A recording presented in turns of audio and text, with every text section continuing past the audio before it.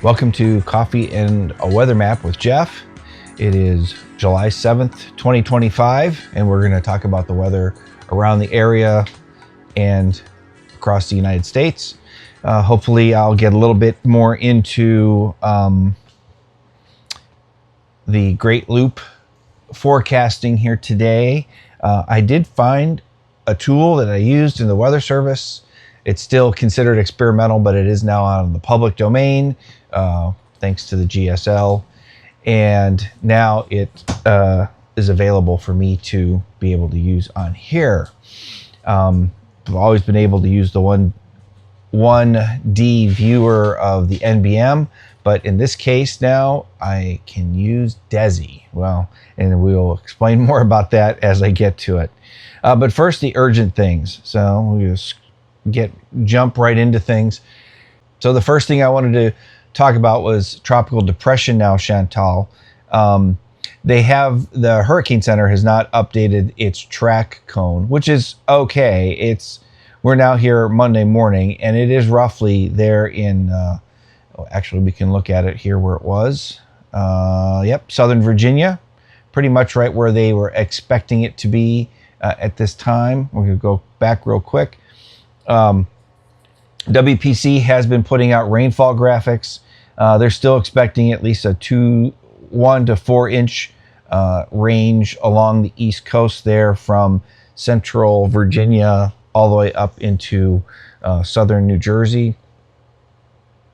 And the flash flood potential is pretty much in that area, just a little bit northeast of Richmond, all the way up to almost to New York City on there in New Jersey and southeastern Pennsylvania around the Philly area.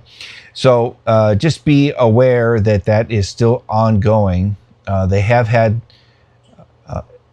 some heavier rains down in the Carolinas with Chantal, and so that's still quite a possibility in there.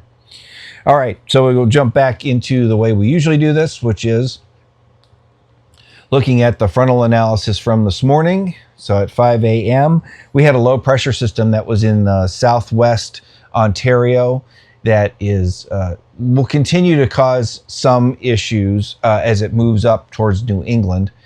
The cold front that stretched out behind it, which has another low it's a weaker low there in central Illinois, is going to be the main weather maker going forth for the Great Lakes, and as it turns out, also western Pennsylvania and Ohio into central New York.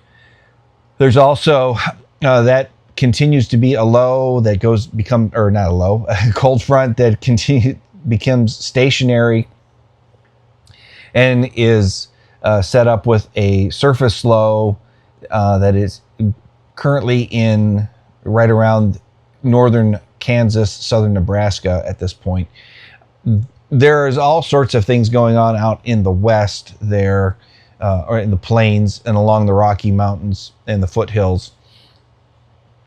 There, with moisture that is still streaming up the Rocky Mountain Front Range, as well as and onto the plains, and these fronts, and there's troughs. You can see all the little dotted lines snaking off that low there in Wyoming.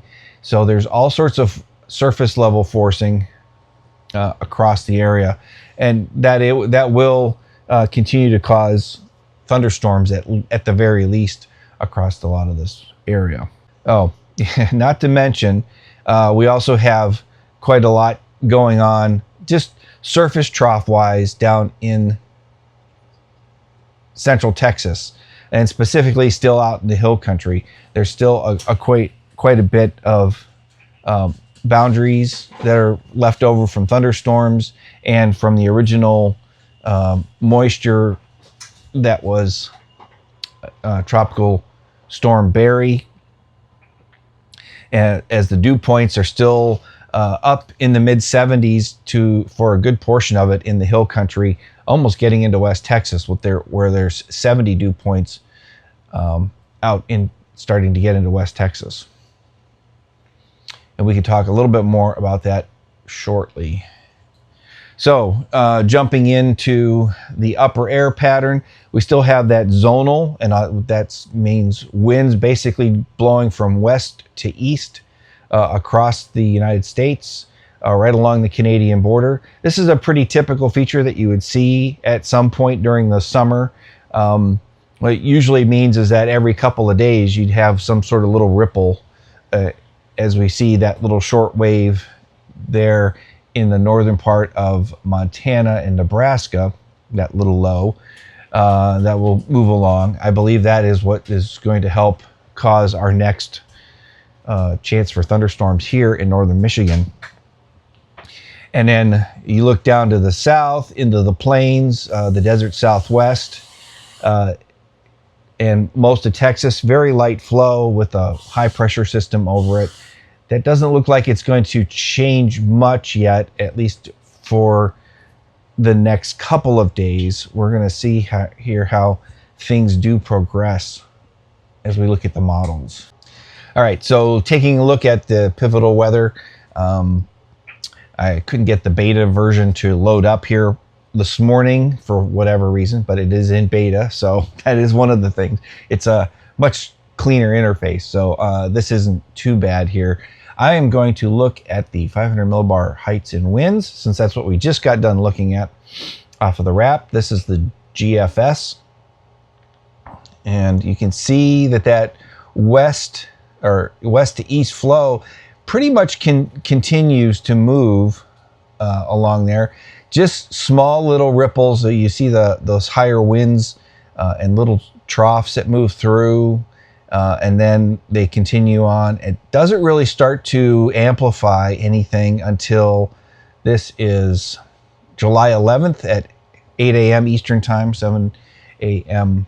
Central Time, when it looks like we might start getting some amplified troughs and ridges into the flow.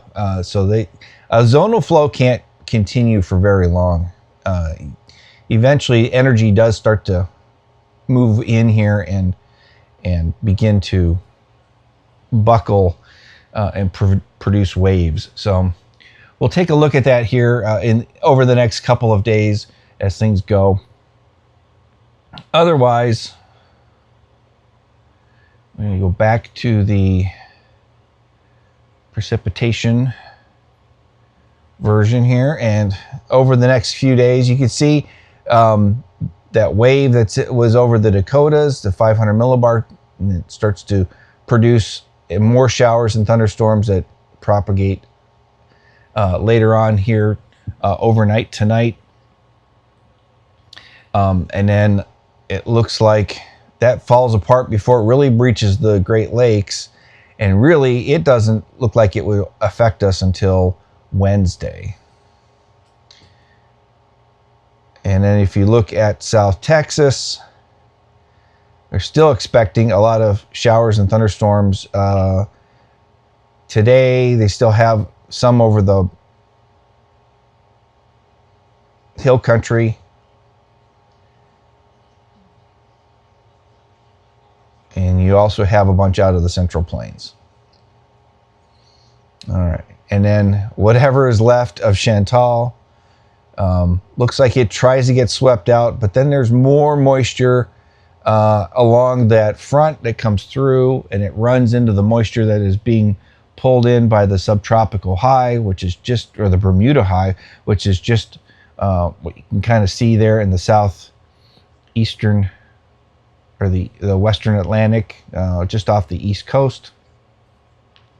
That's still continuing to pump moisture up there, and then when you do that with the area with a cold front coming through, then you're going to probably pop off some more showers and thunderstorms. Looks like it even wants to try to develop a surface low, little stronger than most of the stuff that's been over the area, and that's prone to that. That area is very prone to having that happen. It's not quite as bad in the summertime, given that most of the air is fairly warm and moist. It really happens when you get a really strong temperature change from the land to the sea. It really can develop those things pretty robustly. All right. So to take a look at some of the warnings that are out there, and we're going to refresh the page real quick because I didn't realize I hadn't done it yet. Here's what we got going around the United States. We still have heat advisories in the Northeast up in New England and parts of New York, as well as down in the Jersey area. We do have, looks like a flood watch still ongoing down in, due to Chantal in Maryland and the Delmarva Peninsula over Delaware. There's still a flood outlook, probably due to the fact that there's still river flooding in the Carolinas, and specifically northern Carolina. That area that is light brown has a special weather statement. Let's just tap in there and take a look. There's the special weather statement. Let's see here. Out of the Charleston office. It's probably due to fog. Oh, no. So they have a policy where they do heat indices near 100 with a special weather statement in the morning. We would also do that as we got just over 100, but below 105 at Corpus Christi. 105 was the criteria for heat advisory. Take a sip of my coffee, and as we look down into the hill country of central Texas, they still have a flood watch in effect over that entire region. Part of that's San Angelo's, and the other part is San Antonio's responsibility. So they've been coordinating and getting that going. That red and the light green in those cases are a flash flood warning, and then there's a flood warning. Depends on, one looks like it's along a river. As you see, it kind of splits a county. The other one is a flash flood warning, which we can take a look at the radar here in a second and see what's going on. Out west, they do have, looks like a red flag warning, or an extreme heat warning is what that one is, that looking at the color codes at the bottom. And then they also have a flash flood warning up there along the Arizona and Nevada border. They can also get it with all the monsoonal moisture that has moved into that area, thunderstorms and that rocky terrain and canyons that is prone for flash flooding up in that area this time of year. Let's see. And that looks like a red flag warning. Yep. So they have conducive conditions for the possibility of fires that would spread rapidly. In this case, they have southerly winds, 15 to 20 miles an hour, gusts of 30 to 40. And then usually that means a low relative humidity as we look at that, and that's for today. Could also be due to dry lightning. So it is possible that some of the thunderstorms, it's too dry below them, so the rain evaporates, and you end up with just lightning that comes out of these clouds, and that can set off fires as well.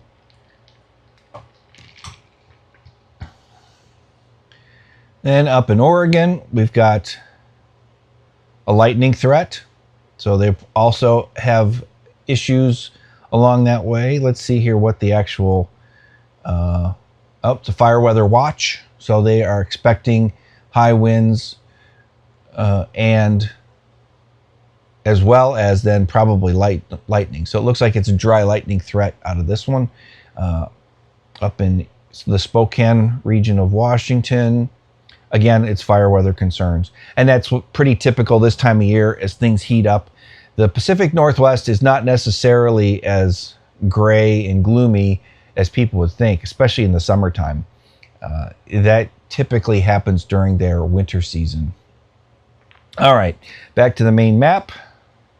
Oh, then we also, I think we have beach statements down here yes, beach hazard statements due to rip currents. We do have winds as you get further south into Lake Michigan that are expected to be small craft advisory winds as well as some of the higher waves, so 3 to 5 foot waves or greater, and winds of 15 to 25 miles an hour. Now, one of the things that, and we'll discuss that a little bit as we get into the loop segment here a little bit. Otherwise, as I kind of outlined before, we have the slight risk areas as being the areas to watch out for. The hill country today still has the main area with a slight risk, so that's at least a 15% chance for exceeding flash flood guidance. As we've seen here, they still have ongoing precipitation and watches, flood watches, and then a couple of a flash flood warning, as well as some river flood statements that are going out. So that is going to be an issue here probably coming up. Let's take a look at day 2. Looks like, at least for today, I think that as we looked at the models, that does look like it was supposed to try to, I wouldn't say dry out, but at least not rain over the next couple of days down there in south central Texas. The other hot spots I was talking about, we looked at the remnants of Chantal and causing at least a slight risk for flash flood guidance or exceeding flash flood guidance through the East Coast there from or just south or northeast of Richmond all the way up into near New York City. But then I also mentioned with that front and the moisture that's coming in, we've got another area of slight risk that stretches from just a little northeast of Columbus up through the Pittsburgh area and into Syracuse, New York. Along that front, we're expecting to have slow-moving thunderstorms with a slow-moving cold front. It's not really moving a whole lot. And that goes with marginals that stretch from Oklahoma all the way up into Maine. There is some marginals with that thunderstorm activity out west and that little shortwave low pressure that's kind of rippling through the Dakotas that's helping to kick off the marginals up to the north, as well as the monsoonal moisture, which all kind of gets going there right around Nebraska. Which, if we take a look at the Storm Prediction Center's issues around the area, around the country, the main one is in Nebraska, and that is the enhanced level of or enhanced risk. It is level 3 out of 5. You can kind of see, well, not kind of, you can see the categorical outlook legend here. So general thunderstorms is that very light green. The darker green is marginal. That means a 5% risk of something happening within 25 miles of a point. The slight risk is 15%. The enhanced is, I think, 30. Moderate is at 50, and then high is everything else. But you can always look at the SPC page, so spc.noaa.gov. You can find the actual definitions in here if you are interested. Just know that usually when you see an enhanced, you're probably going to end up with a watch of some sort during that next 24-hour period. This day 1 convective outlook is from 12Z this morning, which was 8 o'clock Eastern time, through 8 o'clock a.m. tomorrow morning. As also along that front that we were talking about that's coming out of Michigan and going into New England, there is a marginal risk of severe weather along the front today as well. Otherwise, we have moisture abounding across the eastern part of the United States. So the southeastern states are, as well as southern plains in Texas, at least will have the chance for thunderstorms just due to all the moisture and the afternoon cycle of heat, which is pretty typical this time of year. We already talked about the tropics. Really, there's nothing else going on in the tropics. Let's see, we can get back to, and we'll see that there's Chantal. They may have not, oh, That's the only problem. Let's see if I hover over it. There we go. As of 5 a.m. It looks like that may have been the last one they were expecting to do. Otherwise, the 7-day outlook is that there's nothing expected within the next 7 days. All right, and that leads us to the forecast for northern Michigan. So today, becoming sunny. And I will tell you right now, with where we are in the RV, it is not looking very sunny out. We're still fairly cloudy. It's pretty typical this time of year. In fact, I think I skipped over my satellites. Let's take a look at the satellite real quick. And if I zoom in, let's look at the localized one here. Nope, let's do sub-regional. There we go. You can see those northern winds, the clouds are just stubborn. And that is an issue here in northern Michigan.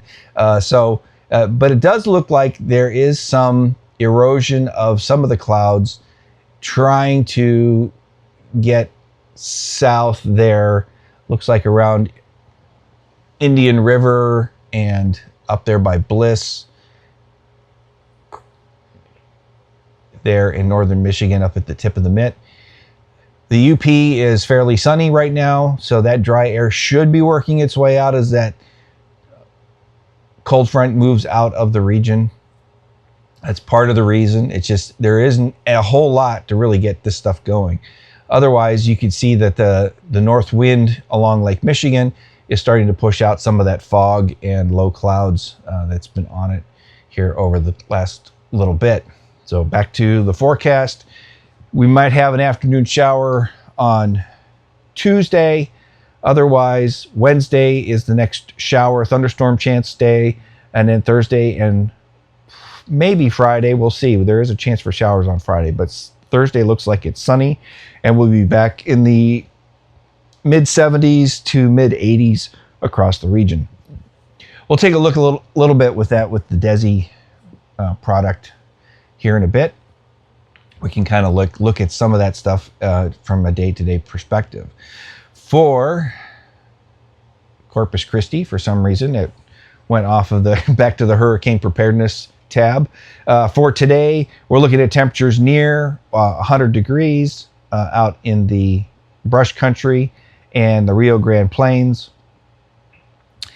90 to 95-ish across the rest of the coastal plains and the Victoria Crossroads. Otherwise, there are some low chance for showers along the coastal plains. That is pretty much Alice to the coast and Beeville to the coast and Victoria there in the Victoria Crossroads. So isolated to scattered showers and thunderstorms. Probably during the afternoon mainly, but we'll see here. I have not looked at the radar this morning. There we go. This is the one I've needed. I forgot that it probably reset my timeline on here too.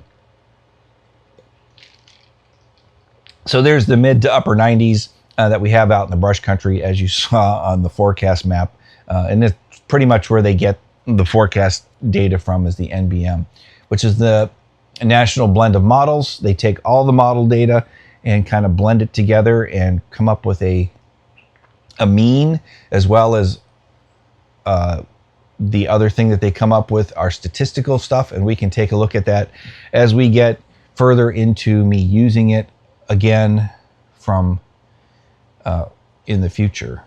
All right, so Traverse City should get to 74. Then you're probably, because the winds are somewhat northerly, but it's also weak, you're going to get a north wind, which will keep the temperature from getting much over the mid-70s there along the Lake Michigan shoreline. And Traverse City's prone to that, especially with the north wind, where the cooler lake waters will keep the temperature from getting too out of hand. Otherwise, it is one of our warmer spots. Cadillac, however, is going to be around 78, and it's 75 is expected in Gaylord, and as well as up in Sheboygan. Would not be surprised if by the afternoon, though, with the lake breeze coming in off of Sheboygan, there off of Lake Huron into Sheboygan, that it would probably be a little cooler by the late afternoon after it reaches a peak around 75 degrees. Okay, so, and this is a tool that I used when I was in the Weather Service office.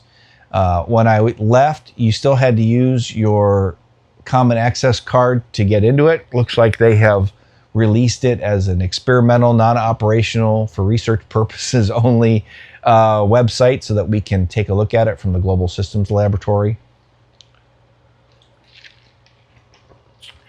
Which makes me very happy because I really was starting to get used to using these when we would do impact decision support services for the emergency managers. Okay. So with that being said, here we are at the Great Lakes portal. And we can zoom in a little bit here on the Great Lakes. So if we're doing the Great Loop this afternoon, we've talked a little bit about the weather around here. There's going to be rain in the down where that cold front is. And in the lower Great Lakes, that would be the Lake Ontario and Lake Erie. The upper Great Lakes, which would be Lake Huron, Michigan, and Lake Superior, we're expecting the rain there to come to an end. We do have higher winds down along the south. We're going to there we go. They do have small craft advisories along the lakeshore from roughly about Muskegon all the way down down to the bottom of Lake Michigan, all the way back up towards almost Milwaukee. Due to that, and the waves are expected to be 3 to 5 feet, looking at the average ones. In fact, earlier, looking at it, let's see here. I don't see a way for me to change the... Oh. There we go.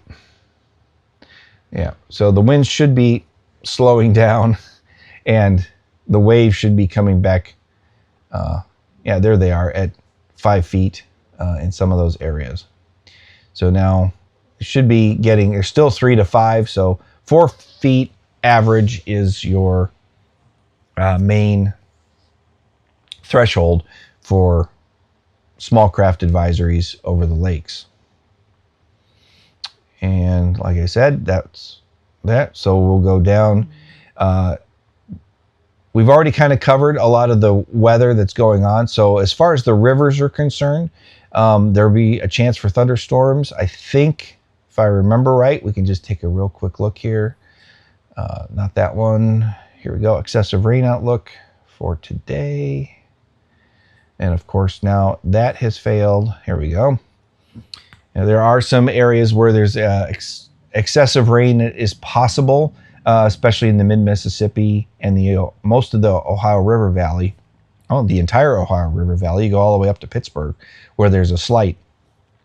So if you're anywhere along those river systems, just be aware that there's thunderstorms and some of them could produce heavy rain. As far as the Storm Prediction Center, as they're expected to be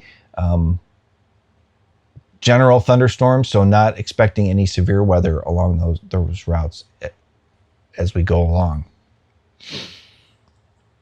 Now we get into the Gulf and the southern part of the U.S. and we can take a look here. I got to change the domain so it gets me my information. And I'm using the ocean's background so you can kind of see some of the things that are out there. We are expecting, let's see if I can get a point to pop up here. Hey, a text forecast. All right, so wave heights, at least right now in the northern Gulf, especially near where the Intracoastal Waterway is, looks like we're looking at wave heights of 1 foot. No real swell. If there is a wave period, it's 3 seconds, so you're not going to see a whole lot as far as any steepness. Should be a pretty decent day to be out on the Gulf, and the winds are expected to be primarily out of the west to southwest at about, looks like 5 to 10 miles or 5 to 10 knots with wind gusts possibly to 15. Not quite. It looks like 12. So anyways, 15 knots or so. It is one nice thing about this IDSS portal. As we get around, you can see with that dark blue color, which is where the winds are supposed to be the lightest, as well as the wave heights be the lowest. We're still expecting that to have 1 foot or less waves. But as we get across over into the other side of the Florida Peninsula and we get into the Gulf Stream, we are expecting, with the southwest winds, looks like we're still 5 to 10 knots with gusts pretty much around 5 to 10 knots. However, the wave heights are expected to be 3 feet and the wave periods of 6 seconds. So one of the things is that's not very steep though. So it will be kind of a lumpy ride. It could be, especially as you get inshore. And then as you expect to move up the East Coast, I'm going to change my domain again. If you're anywhere offshore, you're going to probably run into increasingly higher waves due to Chantal, or at least the remnants of Chantal by the time you're probably getting up there, unless you're in that area. You can see the small craft advisories are all up and down the East Coast, and it looks like also in the Sound, Pamlico and Albemarle Sound, I think I said that right, which are is part of the Great Loop. So if you're coming up the Intracoastal Waterway, be prepared that when you get around the corner there near Cape Fear, I can't remember what town that is, that's there on the south end of the barrier islands of the Outer Banks. Anyway, as you get in there, you're then subject to small craft advisories all the way up into Virginia. Change the domain again. That also includes getting into the southern part of the Chesapeake Bay. Looks like at this point there's no small crafts out for Delaware Bay, but I would be watching that, at least wind-wise. And especially as you get out towards the mouth of the bay, you're going to run into higher waves as you get in there. Off the New Jersey coast, looks like, let's see if we can get this. Didn't work earlier. It did work now. 3 to 4 foot waves here today. No primary swell height, so there's no second. So they're wind waves, pretty much being generated from the winds out of the north or out of the south. Okay, the primary swell direction is out of the north, and so anyways, with no real swell heights from Chantal, it looks like probably the south wind is butting up against some of the Gulf Stream, and that's why we're getting some of the wave heights are piling up. If they're wind waves and they're 3 to 4 feet, you're probably going to start getting some steepness out of them. So I would be careful if you're going offshore today. Winds are generally, looks like 12 to 18 knots with gusts to around 20 to 25 knots during the day today. If we get up into the Long Island Sound, looks like that should be fairly protected. Might run into some wind issues, but otherwise, what are they expecting for wind? Wind gusts, winds 5 to 10, oh, maybe 15, and then the gusts up to about 15 to 18 knots across the area. You venture much outside of that, and it looks like things get a little bit, can get a little bit wild there until you get around Cape Cod in Massachusetts and then go up the East Coast. As far as the rest of the weather that's concerned, as we pointed out, there is a marginal risk for severe thunderstorms and for excessive heavy rain as you go up the Hudson River into upstate New York before you get, and then if you go west along the Erie Canal. So with that, we're back into the Great Lakes. So that is all I have for today. So have a great day.